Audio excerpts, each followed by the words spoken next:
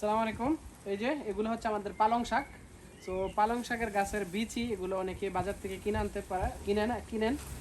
তো কিনাই না, কিন্তু নিজে বীজি করতে হলে কি হয়, একটা গাছ রাইখা দিবেন। আমার একটা গাছ গত বছর রাইখা দিছিলাম। তো এটা দেখেন কি অবস্থা হয়েছে, একটা পালং শাকের অবস্থা, একটা পালং শাকের গাছের কি অবস্থা দেখেন। এবং এরা এক গাছের থেকে কি পরিমাণ বিচি হয়, এই যে দেখেন, এটি প্রত্যেকটা কিন্তু বিচি। কিন্তু আমার অনেক বিচি আছে বিধে আমি আর রাখবো না, এগুলো এই জন্য উঠাই ফেলবো। তো আপনারা এরকম একটা গাছ পালং শাক যদি একবার রাইখা দেন, একবারের বিচি দিয়া 4-5 বছর গাছ লাগাইতে পারবেন, কিচ্ছু হবে না। তারপরে দেখেন, এটা একটা পালং শাক, কিন্তু কি অবস্থা হয়েছে এটা।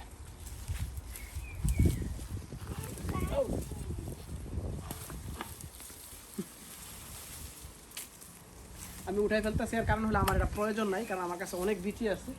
কারো যদি এই শাকের বিচি লাগে আমার কাছ থেকে নিতে পারবেন।